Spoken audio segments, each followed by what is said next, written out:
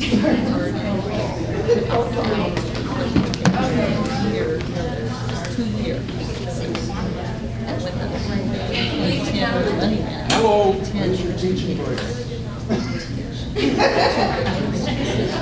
Hi. Hi. Hello. Thank you for coming out tonight. We appreciate you taking the time to share your thoughts and opinions with us. To move forward with the PAC, Political Action Committee, we had to elect a chair and a treasurer. We elected Cindy as our treasurer. Val Chanto, got it. And I'm Cassandra Knox, and I am our elected committee chair. And the steering committee, and introduce himself. Okay, I'm Dave Coward on the SOS Steering Committee. Roberto Reveles, Gold Canyon. Cindy Valgentetto, econ teacher at the high school, resident, Apache Junction resident. Cami Garcia, live in Apache Junction. Kathy Lamangelo, live in Apache Junction.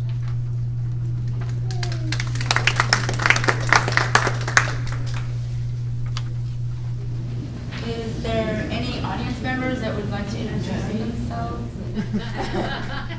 But we were hoping that we would have an opportunity for each one of you to, in a very brief 1 minute, no more than 2, give us your name, which community you live in, and what you would expect to come out of what we are doing this evening and in the long run. So why don't you repeat yourself? Okay, my name is Kelly Caplet. I live here in AJ. My kids are going to be seniors next year at the high school. And when I first saw the information about this group, I was very excited, thinking this would be an opportunity for the community to come together and work as a unit to help the schools rather than the same old routine of just trying to pursue overrides or push this or push that, but come together as a community and look for other avenues to work with also. Very good. My name is Mike Weaver. I live in Gold Canyon. I'm a resident of the school district. I serve on the school board as well. I hope that this can turn into a grassroots movement to move the school district forward so that we can move the kids forward because they deserve it. And I also am very aware of the dire financial condition that the district's in and hope to have some venues to be able to relay that factual information to people so they understand the problem. Very good. Jason Digos, live here in Apache Junction. My wife Debbie and I have 7 children, 2 of them that have already graduated from AJ schools and 5 still there. So we've been residents of Apache Junction for 14 years, and we're just tired of seeing the education system in our community slowly degrade, and tired of seeing really good students move out and go to other school districts. So we want to find a way to, help the community get funding for the schools and also keep those kids here in Apache Junction. Very good. Thank you. I'm Dana Hammond. I'm Director of Public Relations for the school district. I don't live in the district anymore. I did. All my kids graduated from here. But I'm here just to kind of see what's going on and do anything I can to facilitate the effort because it's direly needed. I'm Lori Wine. I live right over yonder across Idaho. And I have 1 child in the district, and I work for the district. I'm a substitute para, and also I work in the preschool 2 days a week. So I'm here just to help and give support in any way I can. Very good. Thank you. My name is Jason Vestmender. I drive school bus for Apache Junction.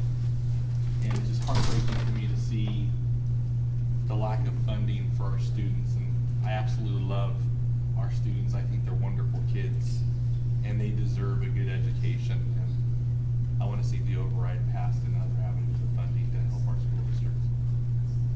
Very good. I'm Holly Stuber. I'm a resident of the community. I have no kids, but I grew up valuing education, and I'm appalled at what's happening, and so I am here to hopefully they need to support the schools and the communities. It's not just the schools, it's the community as a whole. And unfortunately, a lot of people don't understand how everything's so interrelated. It's not just kids, it's not just schools, it's everything. And so I think that's really the message that needs to get out there. And I'm here to try and help do it. Very good, and welcome. Hi, I'm Jackie Smith. I'm blessed to live in Apache Junction and work here too. I have 3 children, all of whom graduated from Apache Junction High School, and I've got 6 grandchildren, 2 of whom have already graduated, and the other 3 will graduate from Apache Junction. That may take them a while because the youngest is only 6, but we will be here. And I agree with this lady's statement that I think it's more than just schools, it's our community, and we have a great community, and I feel like if we all come together that we can have great schools and a great community. Very good. I'm Danielle Reynolds, resident of AJ for 32 years, have 3 kids currently in the district. I am currently a school board member. I also have a business here in Apache Junction. And what I'd like to see with this group is not only the short term of possibly an override to get us back on our feet, but the long-term fight at the state level so that we don't have to keep doing these short-term fights. Excellent. Yes. My name is Liz Langenbach. I live in Apache Junction, and I have 2 children that go here in the Apache Junction School District. I graduated from here, and I'm very proud to say that I did. We had many opportunities when we were growing up, and wonderful teachers, wonderful coaches, and I just want to see us be able to retain all of those types of wonderful people in our district. And I agree as well that it's not just about the schools, it's about our entire community. I work with the Parks and Rec Department, and everything affects all of us. I mean, all the things are interrelated here in this community. And then I've been on the last 2 override committees, and what I'm excited about is that this is more of a grassroots effort, that it's coming from the community itself, and I think that that's a very positive thing, and so I look forward to continuing to help out with that, and very encouraged to see other people just kind of take it more as a spontaneous thing instead of a group trying to really put it together, so well done. And thanks for your past efforts on that. I'm Chip Wilson. I sit on city council as well, my wife Peggy, and we had 2 boys that have graduated from the Apache Junction High School, almost like Spencerville. And I am definitely very, I'm going to say, involved in the community, and I would want to do whatever I can to assist in this group to help pass the override, because not only does it, like it's been mentioned, it affects the children, it affects everything in this entire district, from property values to home values to education of the kids. It's all interrelated, and everyone has to realize that this is interrelated, because people are not going to be really coming here if we have a system, a school system that is failing. It's not an attraction to get people here. Thank you very much. And he speaks for you, I take Yes. it. Thank you. Over here. Hi, I'm Mrs. Heavens, and we've been in the community 3 years, and we're really happy with the teachers and our experience here. And it's my first time here this evening. We have 4 children in the district, and I just want to see what I can do to help. Wonderful. I'm Amber Harry. This is my daughter Emma, who is going to be going into 6th grade. We are fed up with our local school district. We are taking her out of Peralta Trail and putting her in a charter school. But we're here because we still care about the other kids that don't have another place to go. Unfortunately, with these meetings, we're preaching to the choir. It's the people sitting home watching sports right now that are clueless, that are not paying attention to what's happening in their community and don't care. It's frustrating because I have friends and neighbors whose kids go to Peralta who did not vote for the override. I had one that said, I didn't vote, but even if I did vote, I would have voted no because I don't want my property taxes to go up. I don't know what to do with that kind of attitude. I'm not going to let my daughter go down with the ship, though. I don't feel that I have to be loyal to a failing school system when her education is on the line. So that's where we're coming from.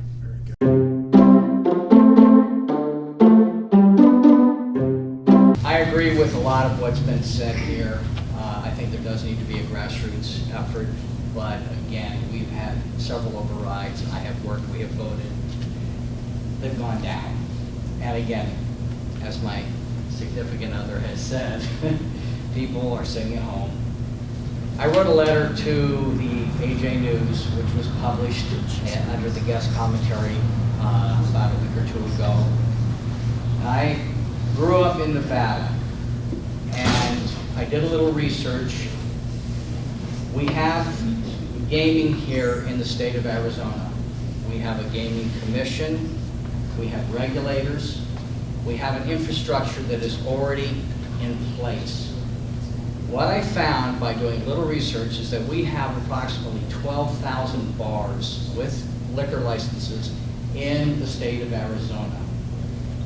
What differentiates us from Nevada is they allow the bars and restaurants in Nevada to have limited gaming licenses, which allow them to have upwards of 15 slot machines.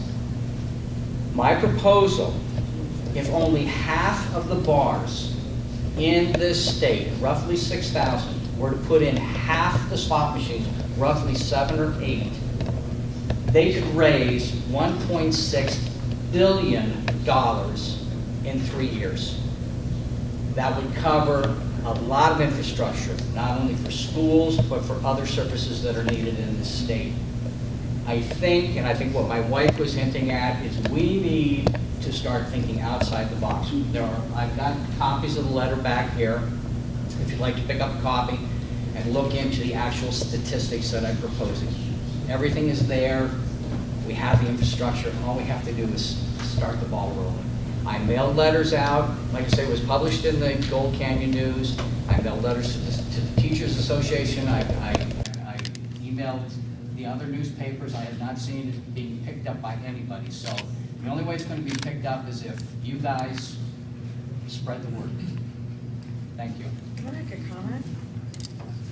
That would have to be a legislative. Sure. It would have to be changed at the legislature because Look, currently. I understand it would have to be changed at the legislature. Okay, I'm not saying that, but what I am saying is that the infrastructure is already there. They don't have to spend any more money. They already have investigators for the Gaming Commission. It's all in place, and I've got everything outlaid in this letter. Yeah, the legislature would have to get off their butts. Cindy, I was hoping that we would go through and get consensus on some of the objectives that are getting there, and then we could go into discussion. Okay. Yeah, no, I know that. No, don't get me wrong. I know it's not, but it has to start here. People have to start saying, oh, that might work. Beyond the overrides, they keep failing. How many times are we going to try passing overrides? They don't work. People don't want to raise They're not the voting taxes. for them. Here's the beautiful part that I'm proposing about this. It's voluntary. Nobody's property taxes goes up. Nobody says you gotta go into a bar. It's all voluntary. It is a tax in a way that doesn't make your neighbor have to pay. It's strictly voluntary. And it works for them. They've been using it for years and years. So we have it, why not try it? Thank you. Very good, thank you. Hi, I'm John Enright, Gold Canyon. I'm here mostly just to get information, see what's happening. I think the school district and the problems it has is simply a symptom of a much bigger problem we have with our communities. And I'm kind of curious to see if the people can come up with a solution and all work together on it. Very good, thank you. I'm Melanie Beichman. I'm with Canal County Interfaith, and I'm here to see how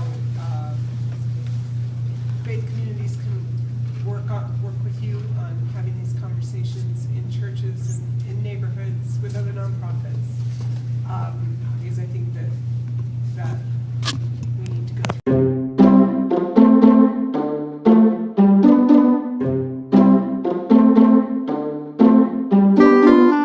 I think it's obvious. Yes, Tim. Yeah, I just want to say a few words tonight. My name is Tim Rainey. This young lady right over here Grandma, is if you have no other reason in the world to join us and get petitions, this young lady right here, I've seen her grow from the time that she was a little girl. And I've seen her in class. I've been in class with her, helping her teacher. She's a brilliant young lady. She's going to go far. Will it be in our school district? I just heard that she's not. She's got to go elsewhere. That's not right. That's all I have to say. Anybody else? Hi, I'm Joseph Dutra. I'm going to the school right now, and I have been living for Apache Junction for about my whole life. And you know, education is really important to me, as it should be to any other person. And you know, I just hope I can do something to help spread that awareness. You know, to help get education back to where it was time before, a better time. Very good. Yeah. Thank you.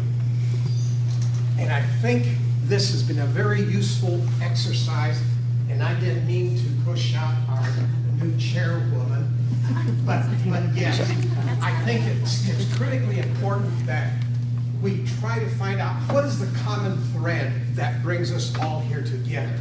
We heard community. We heard it's more than just the schools. We've heard that I want information on how we can motivate the naysayers. We've heard people who have gone through it and are not sure that anything will work. I spent my lifetime in politics.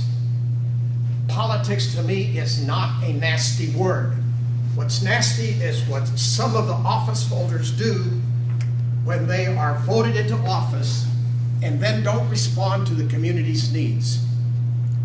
Sometimes those needs conflict with agenda of an organization that we're committed to. And I think it's fair to remind ourselves why we are facing this problem. We're facing this problem, and it's been mentioned. It's cascaded down from the state legislature that has passed along the burden of raising revenues to the county governments, to the local governments, to school districts, to the children. And so I think that we are all equally motivated to try to do something. And yes, I've knocked on doors and I've had people close doors in my face, but we keep knocking. I'll give you a recent example of how cynicism, and we're all driven to that point from time to time, can be overcome. The dynamics are the same. A city council election in Phoenix. Phoenix is no different, even though I refer to it sometimes as the Republic of Phoenix. But there was a community of young people who felt they wanted to see something done. They picked, among the candidates that were running for office, they picked one that they thought, he seems to be pretty sincere. Two young men started. I know one of them. Started with two. They decided we would pick the precinct within Phoenix City Council District 5, the precinct that had the lowest voter participation historically in elections. By the end of the campaign season, working through hot summer months, those two young men had enlisted the help of other young men and women. At the end of the campaign season, on election night, they had a group of 99 volunteers who had been knocking at doors, having doors slammed in their face. When the vote came in, there were two significant numbers that jumped out. The vote had increased in that lowest voter turnout precinct by 380%. In the overall District 5, it had increased 500%. Now, I may have that backwards because I am just overwhelmed with those results. That team received national publicity, front page of Newsweek magazine, and they're referred to as Team Awesome. Before that campaign, they didn't know the first thing about politics and campaigning. But what they knew is that they wanted to get a better education. They wanted to have government that would respond to their community's needs. They wanted to be able to trust law enforcement that when they called, they would come and take care of the problem. And so I relate that because essentially that's what we're facing here in the Apache Junction, Gold Canyon area. I've got a colleague sitting back there who modestly would probably not point out that he has been a leader in Gold Canyon. He and I teamed up a number of years ago because we too were tired that government structure was non-existent in Gold Canyon. We were counting on the county government to provide basic services. We did not win the campaign, but we won the respect of people who understood later after they didn't get animated enough to vote. They understood that, okay, we have no one to blame but ourselves. Growth has been coming into our general area, and if you don't have the basic infrastructure in government with which to manage it, it's going to manage you. That's essentially what's happened here.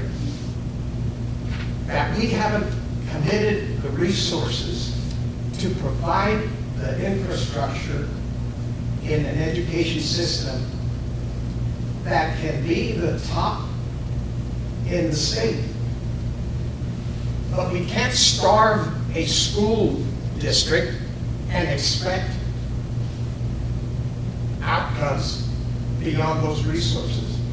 So I relate that because I too have been cynical in the past, but I've learned that people will respond if you approach them and they understand that this is not just about schools. This is about businesses. Realtors who are being told right now, oh, what? Inadequate funding in the schools? Sorry, I'm out of here. Parents who make decisions for the best interest of the children, you can't blame people for making those decisions. But we will continue to blame ourselves, though, if we don't do what we need to do to change things. This is a genuine grassroots effort. I'm excited about the prospects.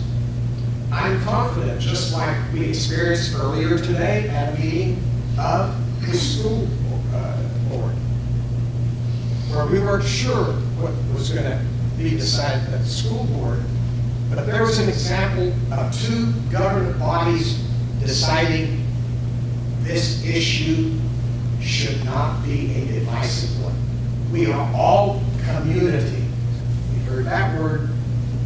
You're a community. That's what it is.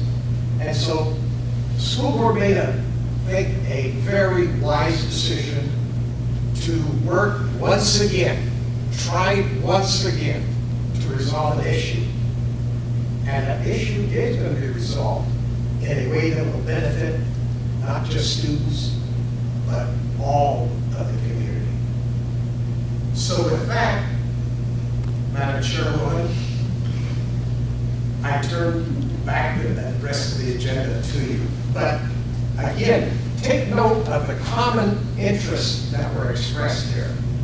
We hope that we will be able to provide the group with a well thought out long-term action plan that we will put into effect. We will do a lot of door knocking. We got the model out there. We're prepared to bring in, for example, a team from the Team Austin to work with young people in our community to share with them their successful experience. And that's really what it's all about. It's not about, as I referred to, Republican fees. The interest goes beyond these artificial town and state boundaries. So I'm hopeful, I'm excited, and I'm optimistic that we will prevail, that we will get public funding for our public schools voted in. Exactly. All right, next thing on the agenda, I wanted to give you a brief update. We've been out collecting signatures on petitions. A bunch of people brought in petitions today, and that's great. So I don't know, before we got those, we had 555 signatures, which isn't a lot right now. But the most interesting thing, if you notice on our petitions, we asked the question, did you vote in the last election? 20% of that number said no, they didn't vote, but they're signing our petition wanting to support the override now. So that tells me we lost the last election by 13 points, 13%. So if we can get that 20% to the polls, we can do it. We can win, and we can pass this over. So it's there if we do the grassroots, real-time politics that's required to make it happen. Okay. So that's the petition. We're still going to work to keep collecting signatures. We'll do that hopefully in the next couple of weeks because there is a deadline for filing for the next election, so we have to be mindful of that. But along that line, as far as the campaign goes, to bring it up to date on what we've done there, there was a political action committee called Children First that ran the last couple of elections. That lay dormant, and they agreed for us to take that over. So that saves us a whole bunch of time, so we don't have to set up a whole new political action committee. So we have the basis of the political action committee. We're going to get a checking account set up probably by next week, and we'll be in business to start the next phase, which we need to start raising money. We need to do some fundraising so we can put on a good campaign. Did you have a question, sir? Yeah, the 20% that said that they were, didn't vote in the prior election. One of the things that I think people are starting to become aware of, because they closed Peralta, a lot of the parents are finding out that their child's only going to be going to school 4 days a week, and they work Fridays. So now they're coming out of pocket to take care of their kids. Would have been a whole lot cheaper just to put the override in. Could have saved yourself a lot of money and time and worry. And I think that has to be something we really have to hit on. That if they close any more schools or shorten the weeks at other schools, everybody's going to be. And what are you going to do? What more they got, really? You said you're trying to get on the next election. Where is that election? And what is the deadline for having, and how many signatures do you have to have? June 15th. And how many signatures do you have to have? Well, this isn't Secretary of State type. Okay. We wanted to collect the signatures and petition to show the school board that there is an interest out there in the community. One. Right. So we're going to get as many as we can, and we're going to go to the school board and we'll say, we also have a PAC set up, and we've got some money in the bank, we're ready to go. Okay. So then they can make the decision to go ahead and do it.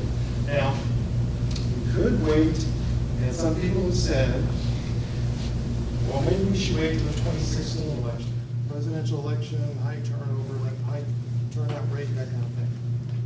My thinking of that is two things. One, our little election here will get swallowed up in the presidential election. We'll lose funding because people will be giving money to other candidates and stuff. Campaign workers will be working on other campaigns. And if we pass the override in 2016, the school district won't start seeing money till 2017, 2018. I mean, that's a ways out there. So I would prefer, and I think the committee agrees, we want to shoot for this November, where it's just us on the ballot. We can concentrate, we can generate the community interest, we can get it passed. So that's kind of the philosophy we're going. Question? How many signatures have we gotten so far? 555, and then there's a whole bunch more back there, so which probably doubles it. So we probably have close to 1,800 or so right now. I haven't counted yet. Okay, so yeah, I was also curious, because I really, like some of the other people have commented, I really look at this as being a community effort. This is more than just the schools. This is about, you know, the businesses and attracting new businesses, attracting people to this area. What surprised me in the last election was the fact of not seeing the mayor and some of the other political people helping to push. And it would really be a big help if they see the need and the goals and the benefits of everybody pitching in together. I think one of the issues that prior overrides, and correct me if I'm wrong, a lot of it was driven from the school district and the teachers and parents. It wasn't overall community grassroots effort. Okay. So it had a limited amount of push. That's why we're trying to make this a legitimate community-based grassroots effort. So we get a broader based push from the community. So then we can get the city council involved. Okay. We can get the other entities involved as well. So that's what we want to try to do. So to that end, I have invited Orlando Roberts, who was the Pinal County Superintendent of Schools. She is now the superintendent of Santa Cruz School District, and she actually passed an override for her school district. So I asked her to come here and tell us how she did it. And I think she's going to tell us similar to what Roberta was talking about, but it's not rocket scientist, but she's done it. So I'd like to introduce Orlando.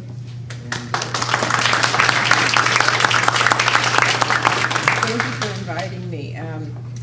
As I was telling Dave, it is not rocket science. I felt very fortunate to get ours passed, but in our area, there were 4 that passed, and we all used the same basic strategies.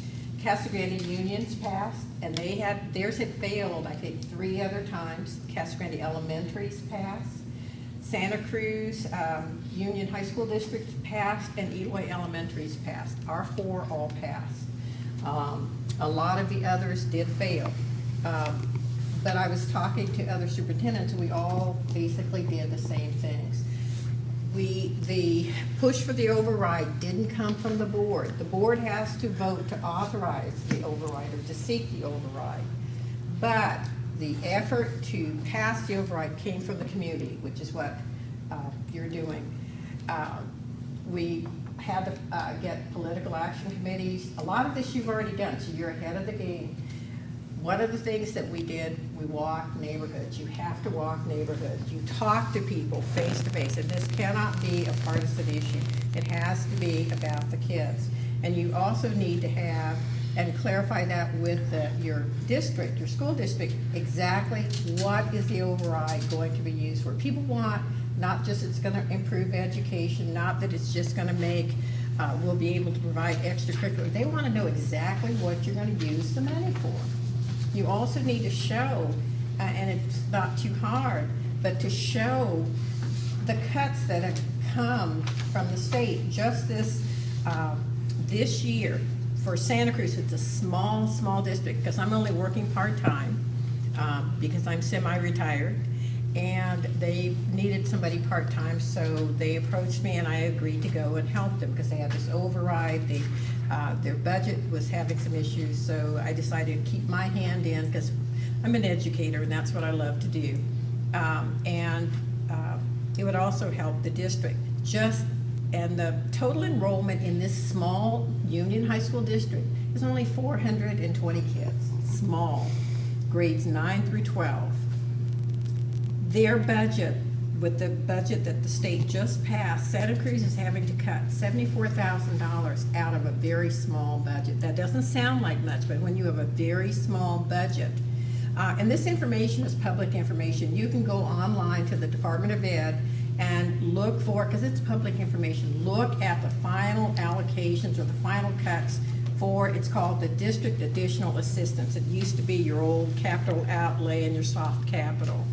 Those are dollars that are real dollars that the school is going to use. Your board can provide you a lot of this information. It's available online at the Department of Education website. It's public information. When you start telling people about the cuts and the kinds of things you're having to take out of your budget because the district just can't afford it anymore, it becomes real. It has to become real to the people you're talking to. And you can't talk to them in a whole lot of educational jargon. You need to make it in language that they understand so that it's real. And it isn't just about the schools. If you don't have good schools, you're going to lose community members who are going to relocate to districts that are providing those additional opportunities. You're going to close schools. You're going to have schools that go to 4-day school weeks because they can save money by being able to shut down the school on that 5th day. But it does increase, as you said, the cost to parents, because if you work 5 days a week, you have childcare, you have to have other options for your children. So you need to make it real, and you need to go. Every weekend, people were out knocking on doors. On election day or before the election, we made sure that people knew that if they needed a ride to the polls, there were people who could get them there. You get organized. And it's about kids, it's not about politics. You set up a support system, and like I said, but I think the best thing that we did, we approached businesses. We had businesses donate because one of the things that we didn't have a whole lot of money, but we had businesses who mailed things for us, who printed a lot of our materials for us. It helps cut down your expenses. We had to declare that on our financial statements, but get support from business and other community members. And also in different publications, I was telling Dave, I just brought some of the things that, there are things that the Arizona School Boards Association will let you know. Your school, there are certain things your schools cannot do according to Arizona School Boards Association. And I bought copies of this. I just printed out some materials. And it's basically campaigning and advocacy do's and don'ts. You may have seen a lot of this. You're welcome to take copies. I also, we had individuals from the community for Cascavante Elementary. And I know you guys probably have this same magazine, The Golden Corridor. When it got close to the election, there were people who put there, this is an editorial from the editor of this publication, and this is a letter from a lot of well-known community members. This was all for the Cascavante overrides, but they basically were in support of the override. Get well-known people and do publications like this. This is just one of them. There were letters to the editor in our local paper almost every single week. And this goes all over the county. So, and especially in this area. And I made copies of the letters. I didn't edit, and this one, school budget overrides are not taxes. This is what the editor had said. So I'll distribute these. These are samples, but these are things that you need to do. Explore every single option that you can find. Get the community involved. And anybody who says that they get your teachers. The other thing we found was that in some of the past elections, teachers didn't vote. You know, why? I don't know, but they didn't vote. I guess they must have assumed that it would just pass, and everybody needs to be involved. This is an act. This is not a passive activity. You can't just sit back. You've got to be actively involved in advocating for kids. And when you walk neighborhoods, take kids with you. People aren't as rude if you have children with you. They aren't. I mean, they're not going to slam the door in your face if you have this cute little kid with you. So take kids with you. But those are just, some of the things. So, and I know it's frustrating and it's hot during the summer. On election day, have people at the polls. Do not stop. Even on election day, have people at all of the different the different precincts and the voting places, distributing literature, making that last minute push, and again, have kids with you if you can, little ones even, because the others will probably be in school, but get little ones with you and keep stressing that this is about children. This is not about, a lot of times people say this is about administrative costs and whatever. It isn't. It is about children and providing the best education that we can for the children in our community. So those are just, and it's not rocket science. I'm not telling you anything you probably don't already know, but we were really proud that we got them passed. And we felt very fortunate and blessed that we did get them passed. So we don't have to worry about it for another 5 years. Okay, you're welcome. Any questions?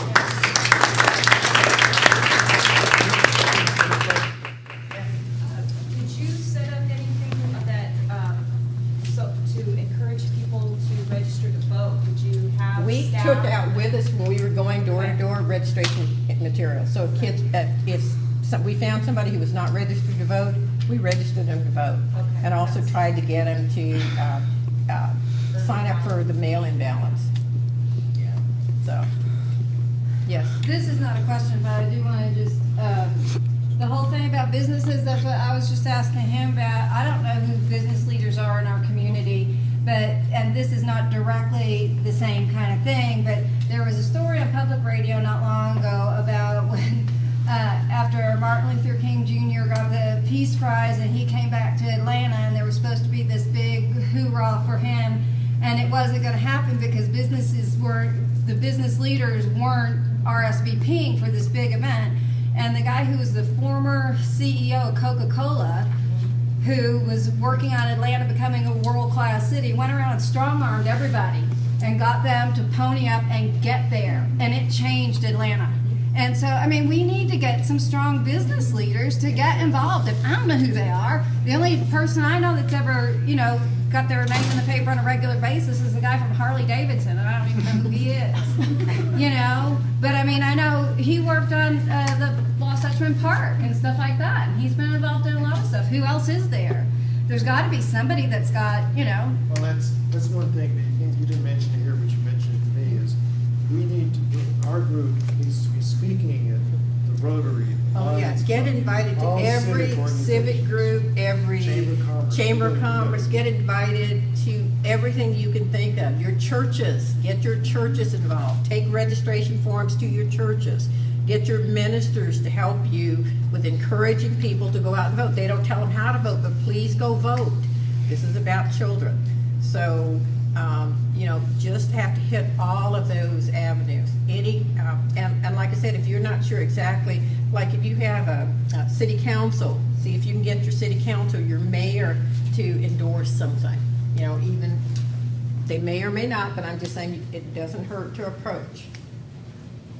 All they can say is no. So. Anybody else? What about media? Did you have media there at all?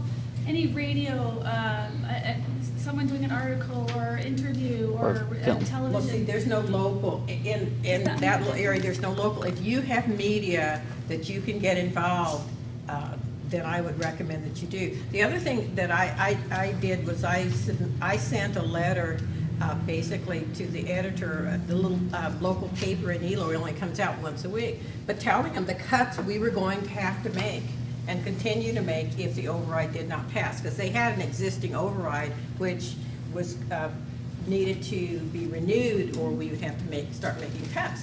And so I listed specifically what those cuts were going to be. You're already experiencing it because you're already closing schools.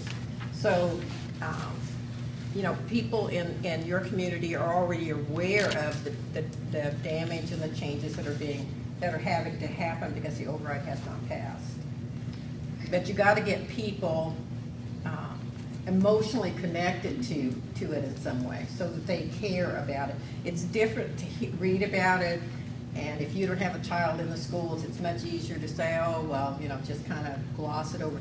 That's why I said when you go door to door, take the kids with you. We walked a lot of weekends on Saturdays when kids were available, and it does help. It's like I said, you don't get as many doors slammed in your face. So, yes.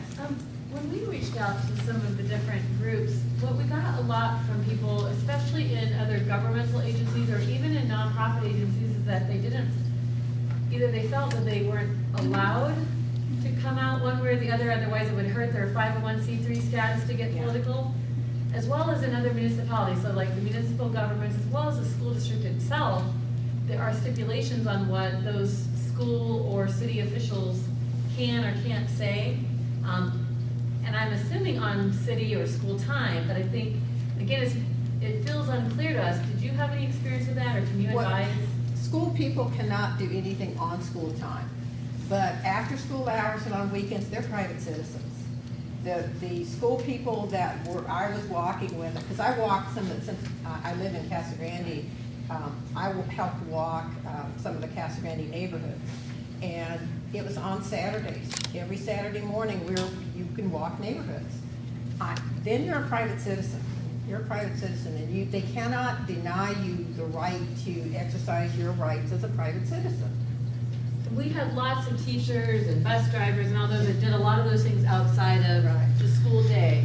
I think it got really touchy about, you know, what people utilize in their resources at the school, or again at the city. If you're and again, I'm sure on your private time it's fine. But then when we would approach some of the different 501c3 groups like Canal Partnership or you know, Friends of Apache Junction, they were saying that their lawyers were telling them that they couldn't come out and endorse us. Do you know anything about where the line would be for that? Yes, I've dealt with 501c3s. I've sat on numerous boards of 501c3s and 501c4s. The IRS, in fact, has on its website a section that will describe that any 501c3 is permitted to do lobbying, political activities, if you wish, so long as a substantial part of their resources are not used for that. And in fact, there's a percentage number that's tossed around that you can do X percent, which is a minor percent for any 501c3. So that is really a cop-out. When you hear a 501c3 organization say, oh no, we're a 501c3, you can't. So no. then if we have that. And yes, I have that page. Awesome. And we will circulate, we will make copies of it so that you will have that in your hands when they start to give you that line of excuse. But it's a cop-out. But you still have to be careful. You always are careful as a public employee not to use public resources or public property. For example, this past week, you probably saw a photograph, very impressive looking state legislator sitting with flags on either side in her official office, at her official desk at the state legislature. Questions have been raised. Violation? I say yes. That's a use of government public property. That's your resource. You own those resources. So there are obvious violations of that sort. But like Ms. Roberts is pointing out, so long as you're not using public resources as a school teacher, staff employee, you are well within your rights. And I speak as the immediate past president of the American Civil Liberties Union of Arizona. We defend those civil liberties of people who are when others try to shut you up. You have, as you have pointed out so well, you have the right to express yourself. So don't let anybody tell a school teacher, an employee, oh, you can't, you're a public employee. No, you've got your own rights off duty and off public property. Because even if you have a bumper sticker on your car in support of the override, as long as you are simply parking your car and it's a bumper sticker, that bumper sticker can be on your car. Did you know that? I've got a question. How did you frame, because the override has such a negative connotation. Is there a way that you framed it so it's, did you not use the word? Or? No, I used the word because the legislature has required that certain language be on the ballot. So you may as well get people used to the language and explain what that language means. Because if you use it, it allows you to explain it. Because when they see the ballot question, it's going to have the term override in it. So you may as well explain it, help them become comfortable with it, help them understand it, so that they're not intimidated by it. Or because the legislature, and I'm sure that they're going to try it again, was going to pass a bill, and it was stopped this year, to really tie the hands of school people as far as what assistance they could give or information they could give an override committee, what they could publicly say or not say. So, but it failed, but I'm sure it's going to come back in the next legislative session. So just become knowledgeable just while you've got the opportunity, because it hasn't been passed. Get the information out there. And get the information from the schools, because the schools have a lot of the information you need as far as what the impact is on the budget, the continuing impact, and what specific, if the override passes, specifically how the money would be used. You try to be, and I know it's really hard for the school to pin down everything, but try to be as specific as you can, because that's what people want. That's what they want. And if you could answer those questions, you have a better chance of getting their support. Yes. Well, you stated that it didn't pass a couple times previous. When you went out door to door in your explanation to people, were they knowledgeable of what it was before? No, they just heard override. For Casamigos Union, they just override, and there was a because the slogan was, I can't remember whether it was students first, children first, something. That was for the pro. And then there was a group that every single override, they put up signs that said it's not up for the kids. It's not for the kids. And they're all over the place. So you have to, and I mean, I don't know where these people get money, but there's tons of money putting these signs up all over the district. So you have to basically refute that. You have to give them hard data and accurate, specific information showing that it is for the kids. These are the dollars we would receive on the override, and these are the activities or things that we're going to fund with that money. And they have to see that it is about the kids. You know, that it's not to pay administrators exorbitant salaries, which is, I don't know why they think that's happening anymore. Schools just don't have that kind of money. And they've cut a lot of, as much as they can out of administrative functions, because they've had to. Yes. I think part of the problem stems from the fact that there's a lot of turmoil in our society right now. Yeah. And the simple fact is, a lot of people are being hit from all sides financially. Oh, yeah. And when they see budget override, you know, this is the one area where somebody can say, I'm not going to let that happen. I'm not going to pay more.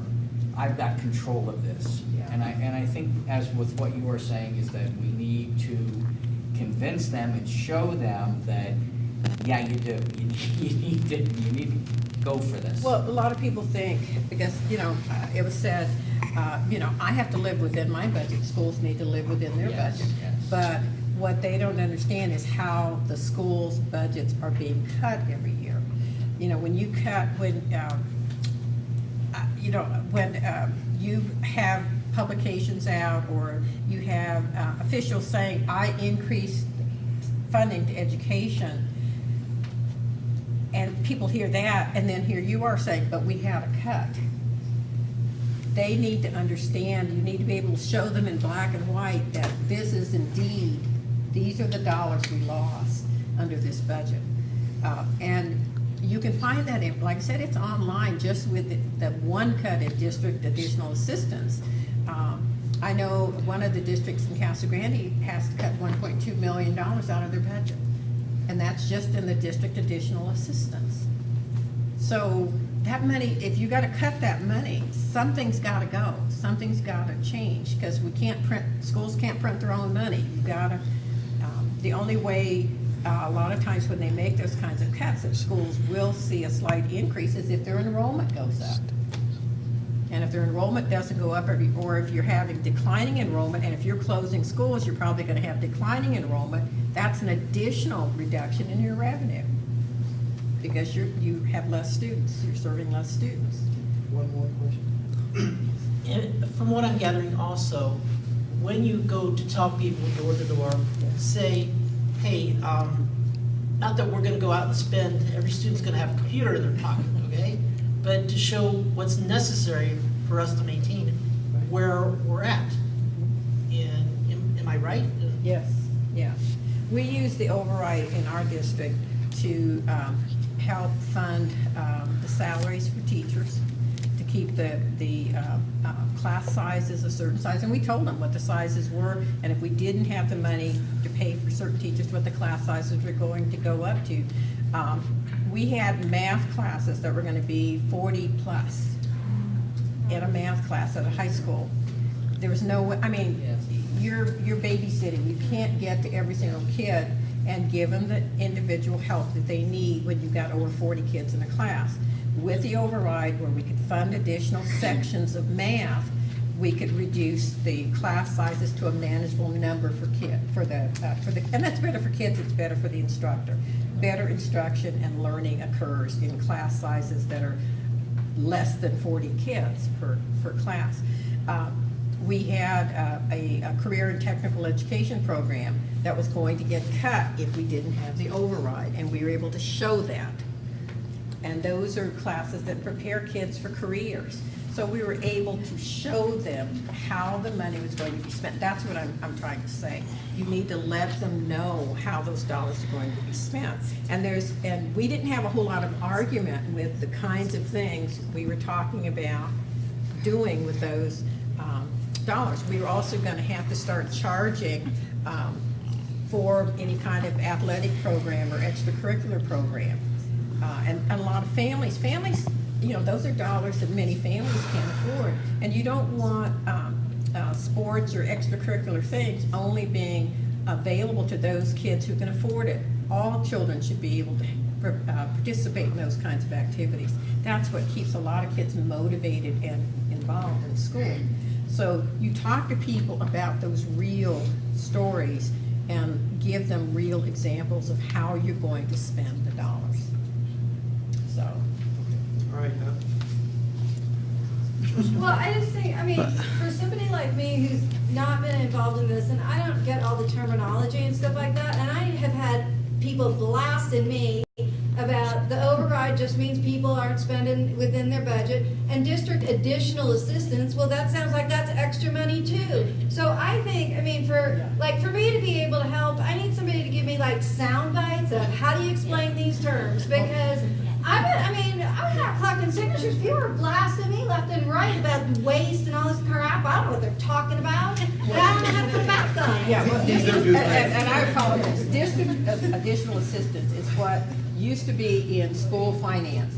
The money that they gave you for, it's called your unrestricted capital or your soft capital. In basic language, that's the money that you get to buy equipment that the school needs, like computers or desks or your books. Your books are capital, soft capital. So the things that you actually use with kids. If you need a bus, say you have a bus breakdown, you have to use your capital outlay. So everything that you use in a school that's not a supply item, but just something that you use up, okay, comes out of that equipment budget. That's a simple way to put it.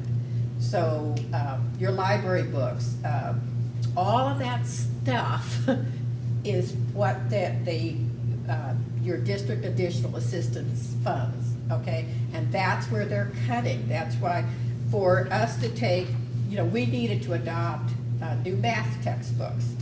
This new math adoption for a small high school is going to cost us probably $60,000 or $70,000 to get books for our kids. We got cut more than that. So how do you, when you need new textbooks, how do you pay for those? That's something people can understand. So you don't want to use the term district additional assistance.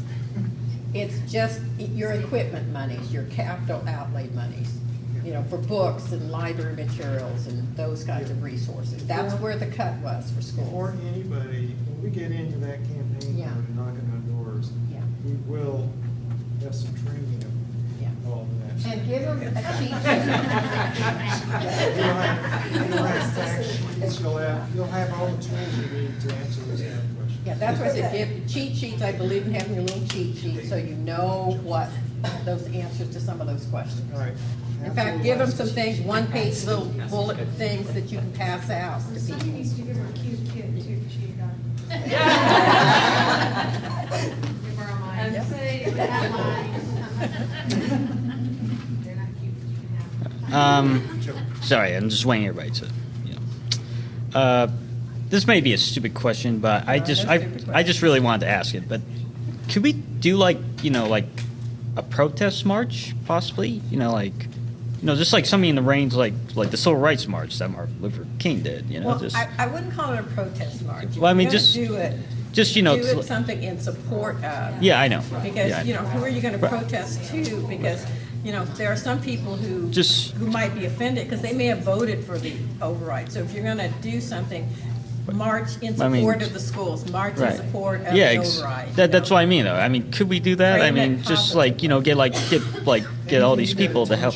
Exactly. Yeah, Get in the paper. Exactly. I mean, is it possible we could do that? Sure. Yes. Okay, one other item. Thank you. I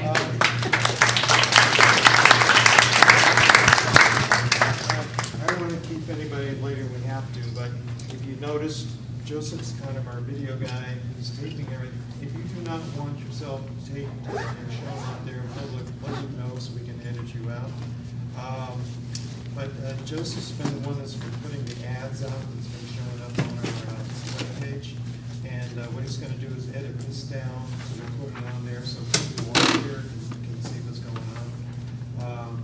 We probably can use him in the campaign too, to generate some interest as well. Before we... No, go ahead. I'm just going to write our website down. Oh, okay. Okay, the next steps is, like I said, we'll have our political action committee formed within the next week or so. And so we need to start thinking about ways to raise funds for a campaign. We're probably going to need $50,000–$60,000 probably to run a decent campaign. So we're going to have to, is that right? Yeah, this is a lot of money. But you said that you know. Scratchers. Yeah, scratchers. So, we need to, and like this lady said over here, we are preaching the choir here, we understand that. But we're hoping through these community meetings, we can share our ideas so we can eventually get boots on the ground and actually do the hard work when it comes to campaigning and get it passed. Because it is going to be hard work. There's no two ways about it, but I think it's doable because you guys come out on a Tuesday evening to spend your time, and that's very much appreciated. So, Dave, I'm just going to say, you might want to, like, one of the things, we got a company that we were, right before the election, we wanted to mail out like a little one-page fold-over flyer to remind people to vote, to remind them what they were voting for. And we got a company that agreed to do the mailing for us. So, and maybe that helps. So, but that's what they call in-kind. Yeah, it's in kind. So That's when part of Dave the talks system. about $50,000 to $60,000, it may not be all money that you have to come, maybe, because in-kind counts toward that. So see if you can get one company printed all of our flyers for us. So you try to solicit some, even if they don't have dollars, if they can help you with some other kinds of services. One of the, another company bought all of the signs, the big, like they had, like a homecoming parade and all kinds of things, and they had big banners that were on trailers and stuff that were around town. And also on election day, they parked this trailer right across from the school where the voting precinct was. And it basically was a banner in support of the override. So, and that was donated by a company. So that's what I'm saying. See if you can get companies to donate. And Eloy Elementary and the high school district benefited because they, if whoever was out, supported both, you know, vote for the schools, the overrides for the schools, because they were both pushing for an override, so we supported each other's override, and that helped. So, I'd say a few things. Sure. I'm probably gonna start by raining on your parade and tell you what you do. But if you had an override election now, no way in the world it would pass. There is too much distrust in the government and our elected officials all the way through that people don't want to vote anymore to give money because they don't believe that money is going to be used as it is told. And there's a huge gap right here in our community about voting for money. And this young lady pointed out beautifully, you're not counting your yes votes. You're talking about who won't vote, who will.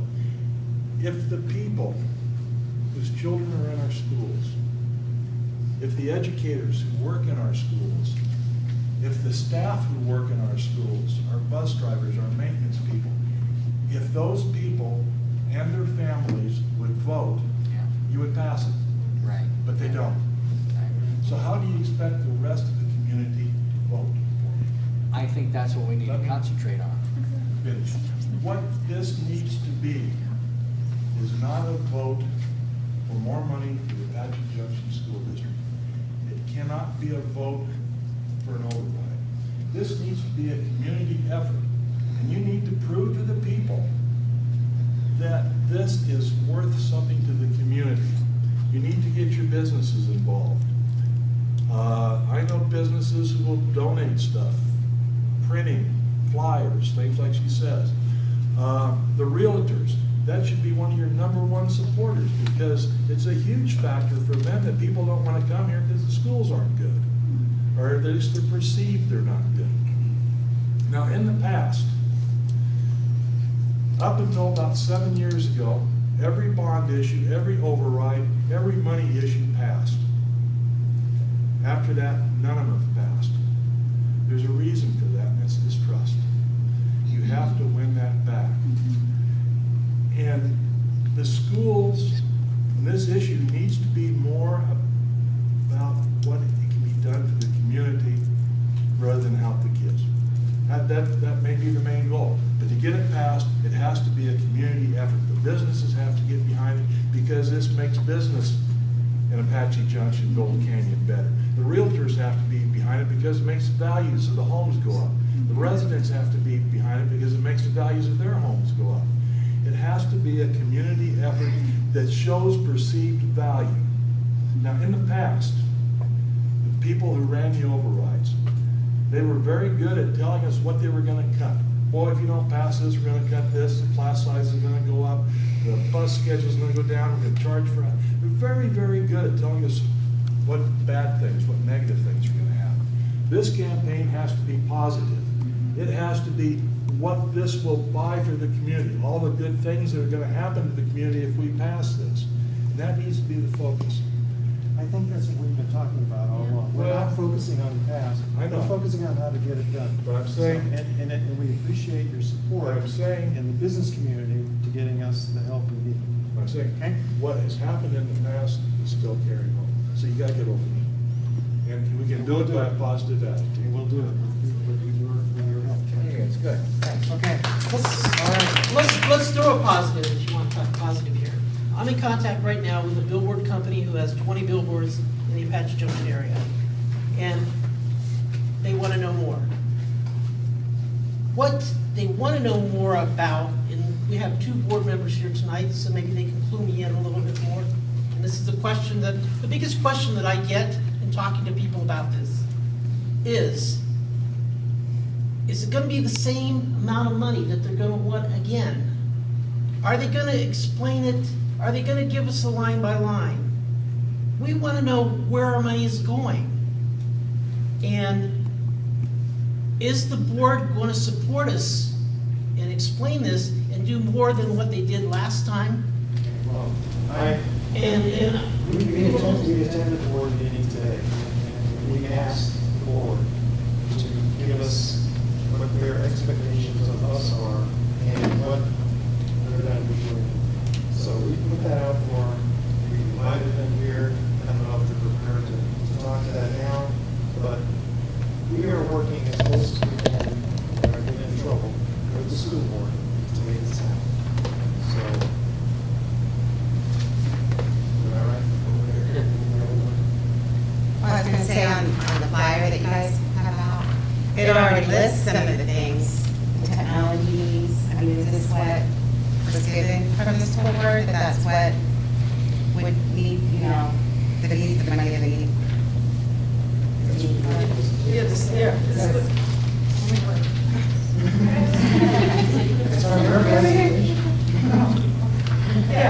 These are from the first, and this has, there's a lot of information here.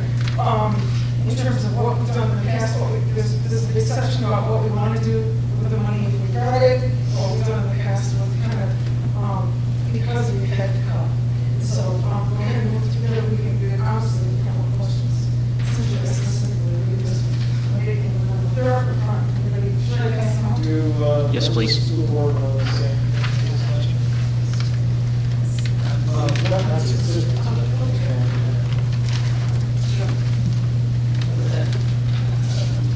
So I've been listening intently, no question. I want to clarify a couple of things. First off, an override is not extra money. That's a problem. That's a problem that is difficult to get past, but we're going to have to do that through information. I agree with everything pretty much that's been said here tonight. I agree mostly in the fact that the key to winning this, a magic message is not going to win this. A billboard with some cute kid on it is not going to win this. What's going to win this is hard work, knocking on doors, going house to house, because I can tell you from experience, and it's failed, not for any reason that I'm willing to take total credit for, but you can't hold a meeting and expect 10,000 people to come so that you can explain all the details of school finance. There are people that spend hours and hours and hours understanding school finance, and we can hold those classes. We certainly have to. I can supply the reams of paper that are the school budgets. We can talk about, somebody said line by line.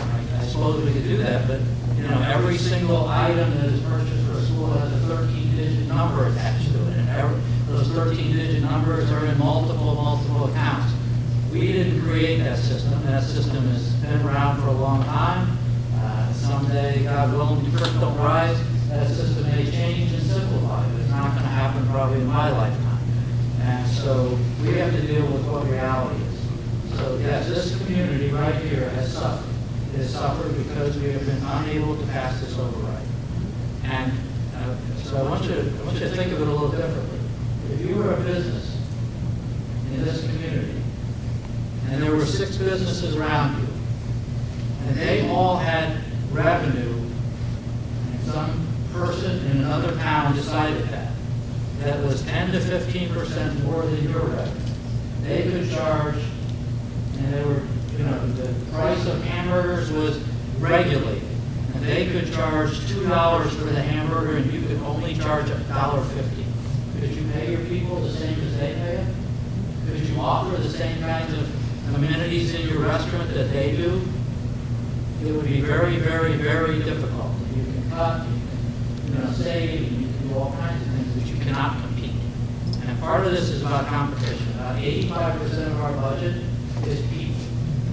These are people that work, live, and I hope to get more of them to live in our community, but they live in our vicinity, in our area, and we pay them, and they do great work for us. And we cannot pay them competitive salaries. That's our biggest problem. Yes, we have problems with supplying technology. We have problems with having to charge kids money for, sports or things like that. It's incremental. It's a little bit here and a little bit there. But the reality is, we are not on a level playing field. Every district that's around us has this override in place, or they just lost it and they haven't even lost all the funding. We've been without it for 4 or 5 years, something like that, 5 years. That's huge. Now, nobody cares. When I go out and knock on that door and I tell them that story, nobody cares. So it's kind of for this room. But the story has to be, what are we going to do with the money? Where are we going to go forward? And I've tried to talk about going forward. Yes, we had overrides, or we had to talk about what we were cutting. Because that was the reality. The reality was the override was going to keep our head above water, and we were going to keep rolling the boat. And without it, we were going to cut. And sometimes, when we look back at, looking back is easy. You don't have to know it. Sometimes those cuts weren't made. People said, see, they made it without it. There was no place to go this time. We had $3.3 million to cut. Our budget's not very big either. We haven't even quite got to that exact number, but we believe that we can. And so it's do or die. Now, can we go to next year? Yes, we can. We can go to next year, and we can continue to tread water, but we won't make a better opportunity for our kids. We won't make kids who compete and get jobs in our businesses and in our community and stay here and work and make a better place if we just keep treading water.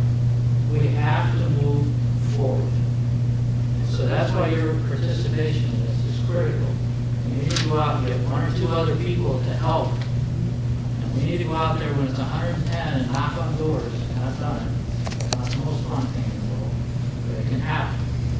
You organize it, you go out, you talk to people, you look them in the eye, and you tell them that our community, our kids, and our future requires this. So, sorry, there was just a couple of things. Yeah. Sorry.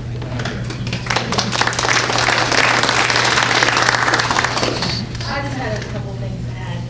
When we talk about having a positive campaign, I really don't see how we could go any other way, because we have nothing else we can cut. We can't take away more. So what we could campaign is what we can get back. We can get those teacher salaries up. We can decrease those class sizes again, because we can't increase them any more than we have to. We can't cut any more schools. So we can't use that as our way out. We need to actually use the positive, and that's just the reality of it. And when it comes to what more can the school board do, we're not doing enough. I don't know, a poll setting for 12 hours on the day of election, I don't know how many more hours I could do. Having my husband donate the signs for the election, I don't know much more I can do as an individual. As a school board, we're limited. ASBA has rules for us. We can't do as much. Get on the ballot. Right. We can put it on the ballot, but there's only so much we can do as a school board. But as an individual, as a parent, I was out there for 12 hours poll setting. We're limited. But we're here at meetings, we're raising money. I'm using my copy machine at my business, helping out with the flyers. But there's only so much we can do. But I think we already have a huge head start this time because it's community-based. It's not school, give us your money. It's community-based saying we're sick and tired of it. Now we need to do something about it. So, we're in the right direction. Again, I don't want to keep this after reply. We'll stick with our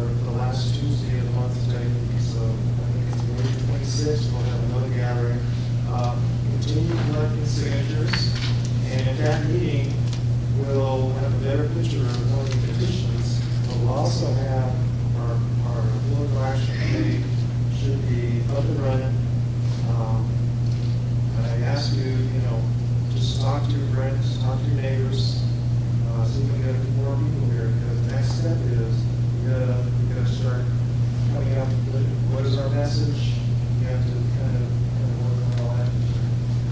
Let me add that at one of the first committee meetings, there were individuals who were suggesting what ought to be done, we ought to do this, we ought to do that, all of which was really right on. Immodestly, some of us have been through campaigns, and so we know how to develop strategic action plans. And we picked up reaffirmation from things that have been said here, but be aware that we will have a written strategic action plan so that we will identify what are the numbers that we need to get out for a successful vote. How do we get there? How do we get the message out? What forms of media do we use to get the message out? How many people will we need to knock on doors? How many visits to each household do we have to make? Those are all part of an action plan that we will be developing, and we already have an outline for it. We don't want to come in and overwhelm you. Okay, folks, rest assured everything's done. Because no, you are providing really the motivation for us to continue working as volunteers, as a grassroots group of people who are tired of seeing what's happening to our community. And community is writ large in my mind, and I'm glad to see that it's also something that many of you mentioned, either directly, community, or by what you said. So again, thank you very much for helping to motivate us. And even though there are some critical remarks that have been made, I think they're made in a constructive fashion so that we will learn and not be going down the primrose path thinking la-di-da-di-da, everything's hunky-dory. No, we want to be realists. And so again, we appreciate your coming forward, and we appreciate that we dumped the chairmanship of Cassandra, and we told her, it'd be a cakewalk. But those of us who are more senior in age do have an obligation to help develop younger leadership. And to me, I am encouraged when I look at the 4 C's that are helping us. Interesting that all of the steering committee ladies on our team, their name starts with a C. And so it took me quite a while to say, okay, what is her name? I know it starts with a C. But the 4 C's here, they are what's inspired me to come out of semi-retirement and to get back to help our community. Thank you all. Cassandra, do you have any parting words? See, we had your back. Thank you all very much for